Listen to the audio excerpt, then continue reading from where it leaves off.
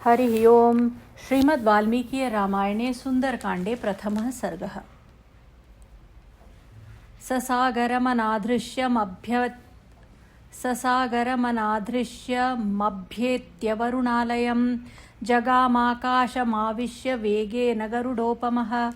वे वरुण के निवास भूत अलंघ्य समुद्र के निकट आकर आकाश का ही आश्रय ले गरुड़ के समान वेग से आगे बढ़ने लगे। सेविते वारिधाराभिपतगैश्च निषेविते चरिते कैशिकाचार्यैर्रावतनिषेविते चरिते कैशिकाचार्यैरैरावतनिषेविते सिंहकुञ्जरशार्दूलपतगोरगवाहनैः विमानैः सम्पतभिश्च विमलैः समलङ्कृते वज्राशनिः समस्पर्शैः पावकैरिव शोभिते कृतपुण्यैर्महाभागैः स्वर्गजिद्भिरधिष्ठिते वहता हव्यमत्यन्तं सेविते चित्रभानुना ग्रहनक्षत्रचन्द्रार्कतारागणविभूषिते महर्षिगणगन्धर्वनागयक्षसमाकुले विविक्ते विमले विश्वे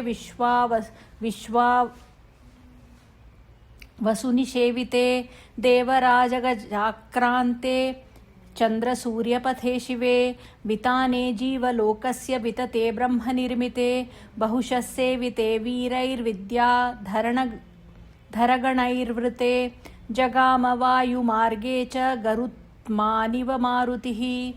जो जल की धाराओं से सेवित पक्षियों से संयुक्त गान विद्या के आचार्य तुम्बरु आदि गंधर्वों के विचरण का स्थान तथा ऐरावत के आने जाने का मार्ग है। सिंह, हाथी, बाघ, पक्षी और सर्प आदि वाहनों से जुते और उड़ते हुए निर्मल विमान जिसकी शोभा बढ़ाते हैं, जिनका स्पर्श वज्र और अशनि के समान दुस्सह तथा तेज अग्नि के समान प्रकाशमान है, तथा जो स्वर्गलोक पर विजय पा चुके हैं, ऐसे महाभाग पुण्यात्मा पुरुषों का जो निवास स्थान है। देवता के लिए अधिक मात्रा में हविष्य का भार बहन करने वाले अग्निदेव जिसका सदा सेवन करते हैं। ग्रह, नक्षत्र, चंद्रमा, सूर्य और तारे आभूषण की भांति जिसे सजाते हैं। महर्षियों के समुदाय गंधर्व, नाग और यक्ष जहाँ भरे रहते हैं, जो जगत का आश्रय स्थान एकांत और निर्मल है। गंधर्वराज विश्वावसु जिसमें निवास करते हैं। देवराज इंद्र का हाथी जहाँ चलता फिरता है, जो चंद्रमा और सूर्य का भी मंगलमय मार्ग है।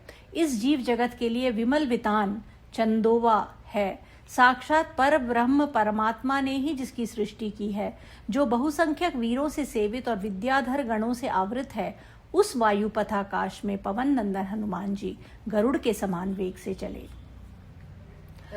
हनुमान मेघ जालानी प्राकर्षन् मारुतो यथा काला गुरु सवर्णानी रक्त पीतसितानि च। वायु के समान हनुमान जी अगर के समान काले तथा लाल, पीले और श्वेत बादलों को खींचते हुए आगे बढ़ने लगे। कपिनाकृष्यमाणानि महाभ्राणी चकाशिरे प्रविशन्नभ्रजालानि निष्पतंश्च पुनः पुनः प्रावृषीन्दुरिवाभाति निष्पतन् प्रविशंस्तदा। उनके द्वारा खींचे जाते हुए वे बड़े बड़े बादल अद्भुत शोभा पा रहे थे। वे बारंबार मेघ समूहों में प्रवेश करते और बाहर निकलते थे। उस अवस्था में बादलों में छिपते तथा प्रकट होते हुए वर्षा काल के चंद्रमा की भांति उनकी बड़ी शोभा हो रही थी। प्रदृश्यमानः सर्वत्र हनुमान् मारुतात्मजः भेजेम्बरनरालम्बं पक्षयुक्त इवाद्रिराट्। सर्वत्र दिखाई देते हुए पवन कुमार हनुमान जी पंखधारी गिरिराज के समान निराधार आकाश का आश्रय लेकर आगे बढ़ रहे थे। प्लवमानन्तु तं दृष्ट्वा सिंहिका नाम राक्षसी मनसा चिन्तयामास प्रवृद्धा कामरूपिणी। इस तरह जाते हुए हनुमान जी को इच्छानुसार रूप धारण करने वाली विशाल काया सिंहिका नाम वाली राक्षसी ने देखा। देखकर वह मन ही मन इस प्रकार विचार करने लगी। अद्य दीर्घस्य कालस्य भविष्याम्यहमाशिता इदं मम महासत्वं चिरस्य वशमागतम्। आज दीर्घ काल के बाद यह विशाल जीव मेरे वश में आया है। इसे खा लेने पर बहुत दिनों के लिए मेरा पेट भर जाएगा।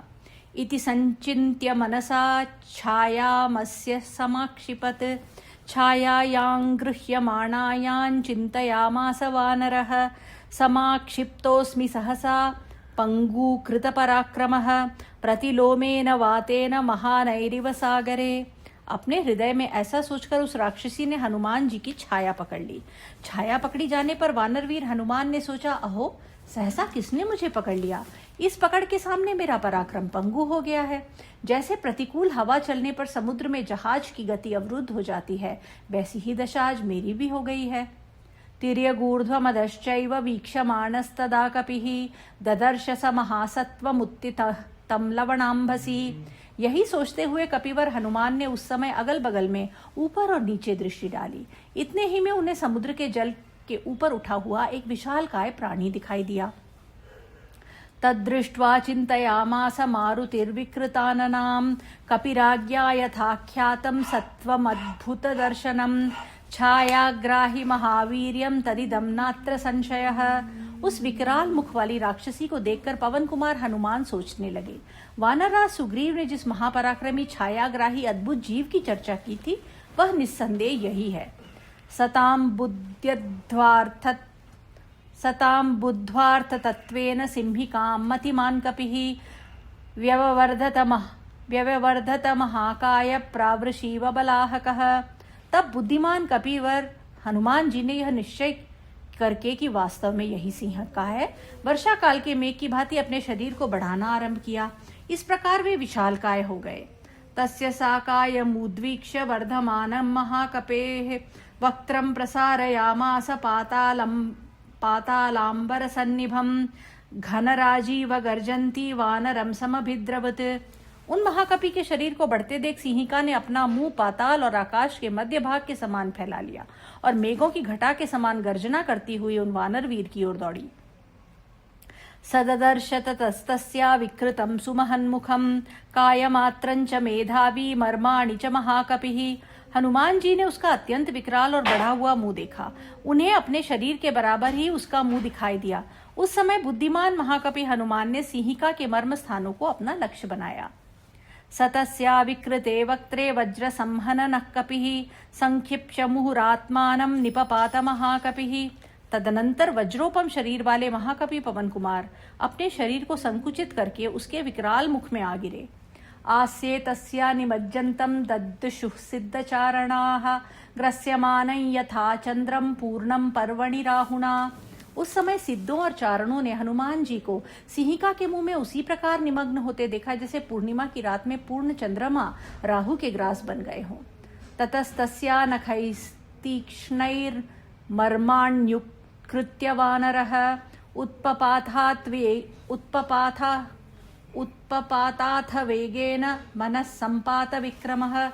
मुख में प्रवेश करके उन वानरवीर ने अपने तीखे नखों से उस राक्षसी के मर्म स्थानों को विदीर कर डाला। इसके पश्चात वे मन के समान गति से उछलकर वेग पूर्वक बाहर निकल आए।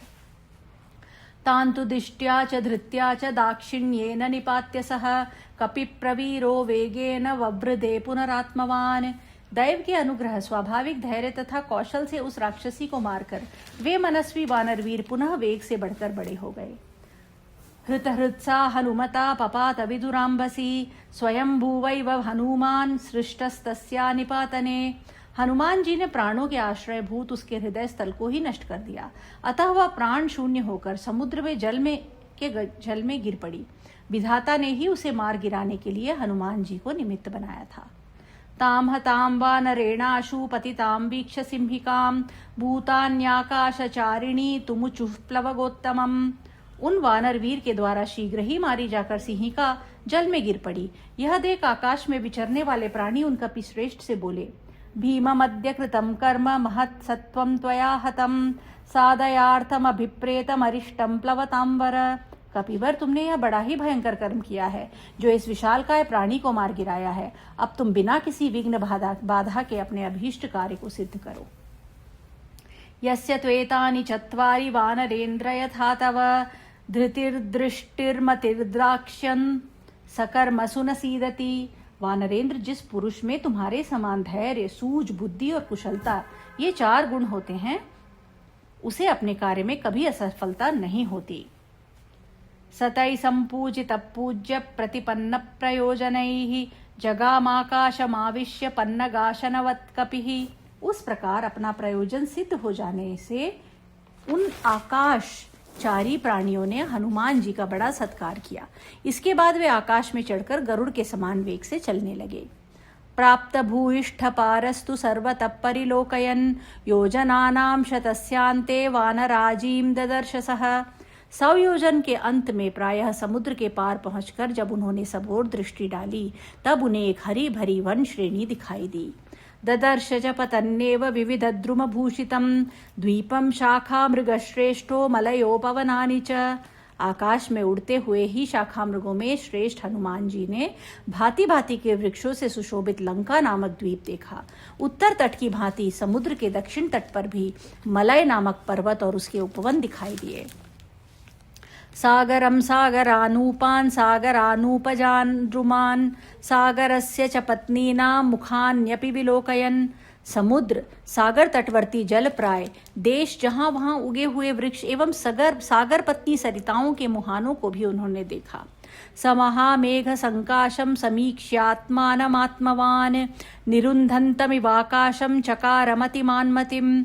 मन को वश में रखने वाले बुद्धिमान हनुमान जी ने अपने शरीर को महान मेघों की घटा के समान विशाल तथा आकाश को अवरुद्ध करता सा देख मन ही मन इस प्रकार विचार किया। काय वृद्धिं प्रवेगञ्च मम दृष्ट्वैव राक्षसाः मयि कौतूहलङ्कुर्युर्रीतिमेने महामतिः। अहो, मेरे शरीर की विशालता तथा मेरा यह तीव्र वेग देखते ही राक्षसों के मन में मेरे प्रति बड़ा कौतूहल होगा। वे मेरा भेद जानने के लिए उत्सुक हो जाएंगे। परम बुद्धिमान हनुमान जी के मन में यह धारणा पक्की हो गई।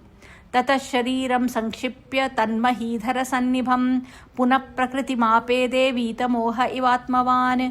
मनस्वी हनुमान अपने पर्वताकार शरीर को संकुचित करके पुनः अपने वास्तविक स्वरूप में ही स्थित हो गए। ठीक उसी तरह जैसे मन को वश में रखने वाला मोह रहित पुरुष अपने मूल स्वरूप में ही प्रतिष्ठित होता है।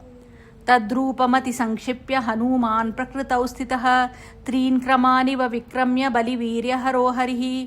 जैसे बलि के पराक्रम संबंधी अभिमान को हर लेने वाले श्री हरि ने विराट रूप से 3 पग चलकर तीनों लोकों को नाप लेने के पश्चात अपने उस स्वरूप को समेट लिया था, उसी प्रकार हनुमान जी समुद्र को लांघ जाने के बाद अपने उस विशाल रूप को संकुचित करके अपने वास्तविक स्वरूप में स्थित हो गए।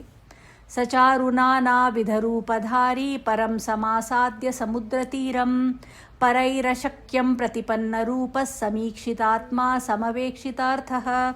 हनुमान जी बड़े ही सुंदर और नाना प्रकार के रूप धारण कर लेते थे। उन्होंने समुद्र के दूसरे तट पर, जहां दूसरों का पहुंचना असंभव था, पहुंचकर अपने विशाल शरीर की ओर दृष्टिपात किया। फिर अपने कर्तव्य का विचार करके छोटा सा रूप धारण कर लिया। ततस्तलम्बस्य गिरे समुद्रे समृद्धे विचित्रकूटे निपपातकूटे सकेतकोद्दालकनारिकेले महाभ्रकूट प्रतिमो महात्मा। महान मेघ समूह के समान शरीर वाले महात्मा हनुमान जी केवड़े, लसोड़े और नारियल के वृक्षों से विभूषित लंब पर्वत के विचित्र लघु शिखरों वाले महान समृद्धिशाली श्रृंग पर कूद पड़े। ततस्तु संप्राप्य समुद्र तीरम समीक्ष लंकां गिरिवर्यमूर्ध्निः कपिस्तु तस्मिन् निपपात पर्वते विधूय रूपम व्यथयन् मृगद्विजान्। तदनंतर समुद्र के तट पर पहुंचकर वहां से उन्होंने एक श्रेष्ठ पर्वत के शिखर पर बसी हुई लंका को देखा। देखकर अपने पहले रूप को तिरोहित करके वे वानरवीर वहां के पशु पक्षियों को व्यथित करते हुए उसी पर्वत पर उतर पड़े। ससागरं दानवपन्नगायुतं बलेन विक्रम्य महोर्मिमालिनं निपत्य तीरे च महोदधेस्तदा ददर्श लंकामरावतीमिव।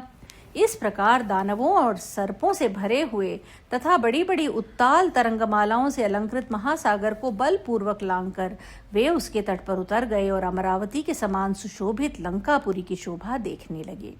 इत्यार्षे श्रीमद् रामायणे वाल्मीकि आदि काव्ये सुंदरकांडे प्रथमः सर्गः। इस प्रकार श्री वाल्मीकि निर्मित आर्ष रामायण आदि काव्य के सुंदरकांड में पहला सर्ग पूरा हुआ। हरि ओम।